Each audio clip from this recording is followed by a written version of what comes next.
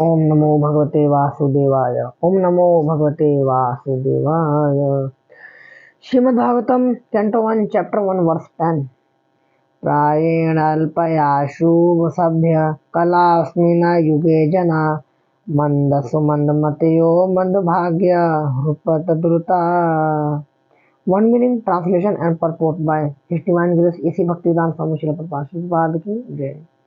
प्रायेण, almost always, Alpa, meager, Ayusha, duration of life, Sabhya, member of our learned society, Kalau, in this age of Kali, quarrel, Asmin, herein, Yuge, age, Jana, the public, Manda, lazy, Sumanda, Matya, मतलब misguided, Manda, Bhagya, unlucky, high, and above all, up, Upadrutaha, disturbed. Translation, O learned one, in this age, in this iron age of Kali, man almost always have but short lives. They are quarrelsome, lazy, misguided, unlucky, and above all, always disturbed. Purport: the devotees of the Lord are always anxious for the spiritual improvement of the general public. When the sages of Demisaranya analyzed the state of affairs of people in this age of Kali, they foresaw that man would be short life. Okay. In this age of Kali, the duration of life is shortened, not so much because of insufficient food, but because of irregular habits. By keeping regular habits, by keeping regular habits, eating simple food, any man can maintain his health. Overeating, over-sense gratification, over-dependence on another's mercy, and artificial standard of living up the very vitality of human energy. Therefore, the duration of life is shortened. The people of this age are also very lazy, not only materially but in the matter of self-realization. The human form of life is especially meant for self-realization. That is to say, man should come to know that who is he, what the world is, and what the supreme truth is. Human life is a man means by which the living entity can end all the miseries of hard struggle for life in material existence and by which he can return to Godhead, his eternal home. But due to a bad system of education, men have no desire for self-realization. Even if they come to know about it, they unfortunately become victim of misguided teachers.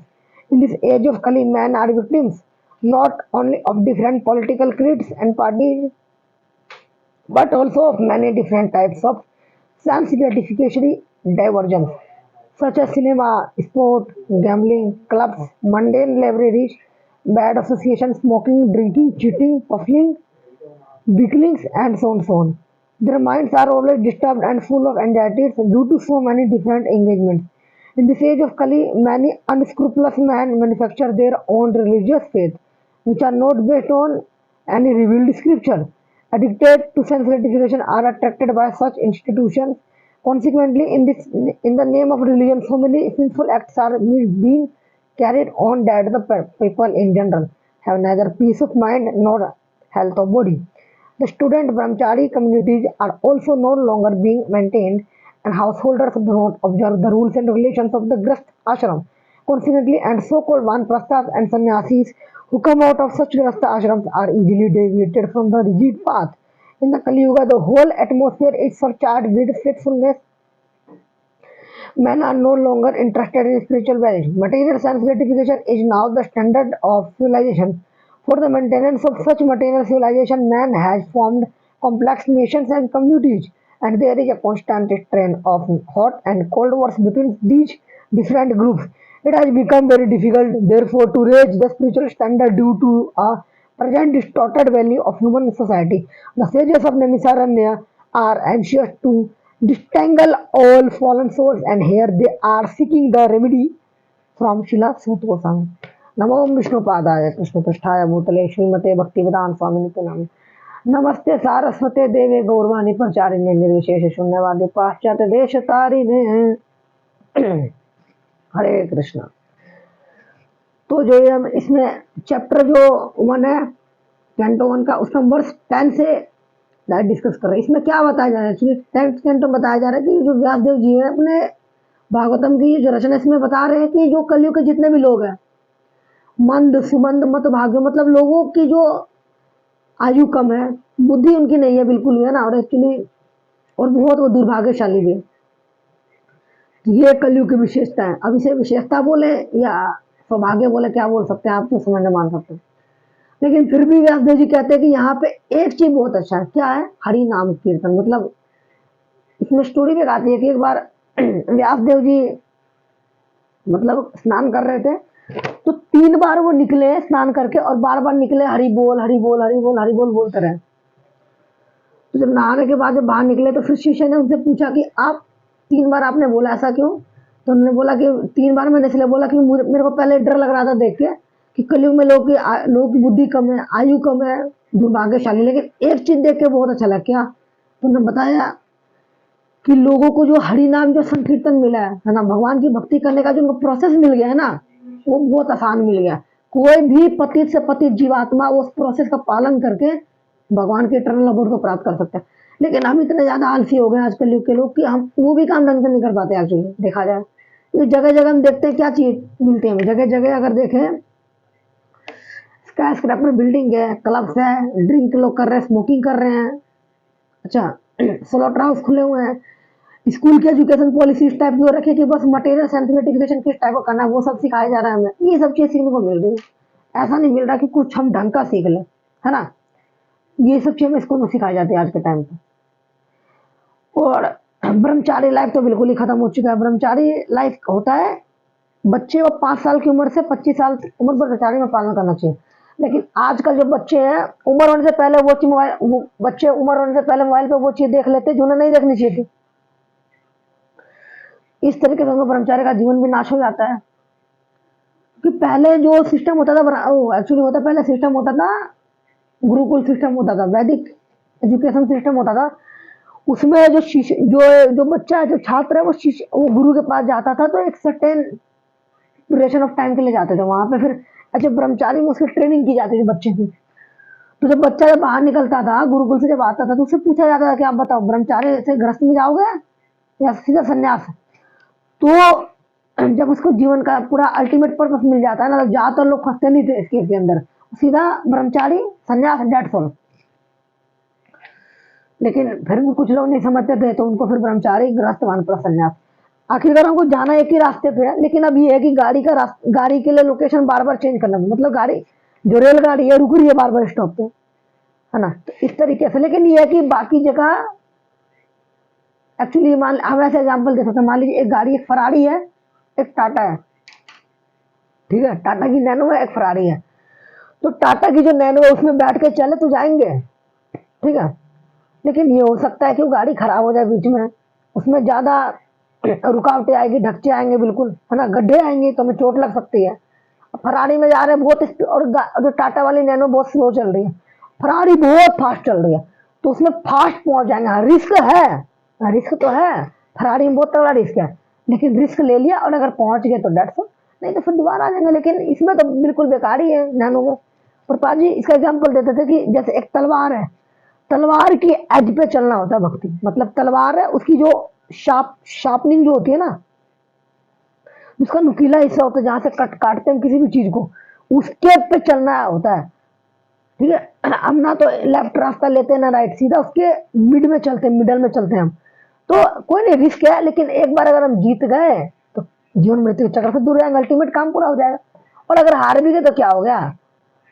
तो एक कहावत भी तो है कि, एक कहावत है ना कि जो व्यक्ति युद्ध में लड़ रहे हैं, तो अगर घोड़े के ऊपर सिर्फ ऐसे मतलब लेट कैसे लड़ रहे हैं या घुटनों के बल घुटनों के बल लड़ रहे हैं, तो उन्हें युद्ध में क्या क्या मरेंगे, जो घोड़े पे चढ़ के नहीं लड़ रहे। तो एक इसकी कहावत है इस टाइप की कि मान लीजिए हम युद्ध करने गए और घुटनों पे लड़ रहे हैं ना, घुटनों पे चल रहे हैं तो क्या कुछ नहीं होगा। घोड़े पे अगर चलते हुए अगर किसी को मार रहे हैं, काट रहे हैं, तो हो सकता है काट देंगे, लेकिन फिर अब गिरना भी रिस्क है, क्या कर सकते हैं, है ना। तो हर चीज का अपना अपना एक होता चाहिए। लेकिन कलयुग में एक्चुअली बहुत ज्यादा डेविएशन है, बहुत सारी चीजें हैं, लेकिन एक हरि नाम का जो हमें मिला है साधन, ये बहुत बढ़िया। और उसके बाद गृहस्थ आश्रम भी खराबी हो चुका है बिल्कुल, जैसे देखते हैं। क्योंकि कहा जाता है जो अच्छा ब्रह्मचारी नहीं है वो अच्छा गृहस्थ भी नहीं बन सकता, है ना। ऐसा नहीं है कि हम ब्रह्मचारी का जीवन एक बच्चे को ना दें और सीधा कहेंगे गृहस्थ में जाएगा बच्चा, वो ऐसा नहीं है, फिर गृहस्थ में जाके भी फिर गलत चीज यही होगी। मतलब देखते हैं डाइवोर्स होते हैं, फिर पता नहीं क्या क्या चीज होती है। और सो कॉल्ड जो वानप्रस्थ और सन्यासी जो लाइफ होते हैं, अगर ये लोग ब्रह्मचर्य का अच्छे पालन नहीं करते तो यही फिर वानप्रस्थ और सन्यासी जो लोग होते हैं, ये भक्ति में भी आके गिर जाते हैं। फिर क्यों थोड़े बहुत सन्यासी वानप्रस्थ जो होते हैं क्यों गिर जाते हो? क्योंकि कहीं ना कुछ कमियां रह जाती हैं, कुछ ना कुछ पुरानी आदतें, हमारी गंदी कुछ आदतें हैं जो कंडीशनिंग के कारण, है ना, प्रीवियस पास्ट कर्मा के कारण हमारे पे हावी हो जाती है, फिर हम गिर जाते हैं भक्ति से। क्यों होता है? इसलिए होता है। इसलिए में कहा जाता है कि एसोसिएशन में रहना बहुत जरूरी है। हाँ, माना भली आदतें खराब है लेकिन आदतों को सुधारा जा सकता है, लेकिन तरीका इसका यही है कि हम अपने को जो संगति है उसको अगर सही रखेंगे तो वो डेफिनेटली हमारा फायदा होगा। अगर संगति खराब होगी तो बेकार है। जैसे हम भक्तों के समाज में रहते हैं तो हमारा जो काम है, प्रोफेशन है, या फिर ज्यादातर हमारा जो समय जो स्पेंड हो रहा है वो जब भक्तों के ग्रुप में होना चाहिए, ना कि कर्मी। अगर कर्मी और भौतिक जगत में अगर हम स्पेंड करने का प्रयास करेंगे तो ऐसा नहीं होगा, वहां भी फिर हम उनके जैसे ही बन जाएंगे। क्योंकि हमने देखा है जहाँ पे रहते हैं वैसे ही बन जाते हैं। इसी तरीके से भक्ति का अगर हमें करते रहना है, कॉन्स्टेंट कंटिन्यूसली करना, लाइफ टाइम तक करना है, लाइफ आफ्टर लाइफ करते रहना है, इसका तरीका है कि हम भक्तों के एसोसिएशन में रहे, वातावरण हमारा वैसे होना चाहिए। नहीं तो फिर तो बेकार ही हो जाएगा, फिर तो क्या फायदा। और इसीलिए भक्ति के लिए जो हमें नियम बताए जाते हैं, 16 माला का जाप करना प्रतिदिन सुबह सुबह, है ना, 4 नियमों का पालन करना सख्ती से, और जो रूल रेगुलेशन दे रखे हैं, वैष्णव अपराध ना करना बिल्कुल भी। क्योंकि वैष्णव अपराध करने से एक्चुअली क्या होता है, भक्ति में जो भी आगे बड़े होते हैं ना गिर जाते हैं सीधा, है ना। वैष्णव एटिकेट्स का पालन करना हमेशा। तो तुम्हें जो बताया जा रहा है एजिटी, उसका मैं बिल्कुल एजिटी अगर फॉलो करेंगे तो कोई दिक्कत ही नहीं होगा, फिर तुम भक्ति बहुत आराम से कर पाएंगे। लेकिन हम अपने आप से जब कंटेम्पलेट करते, स्पेकुलेट करते हैं ना, जब दो दिक्कत जाते हैं। Speculation it's a very wastage of time. ऐसी चीज बहुत हमारा टाइम वेस्ट करती है।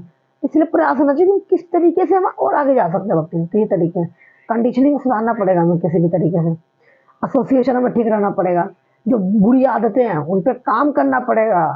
क्योंकि बुरी आदतों का क्या है कि ये आई है, कैसे ना कैसे आई है।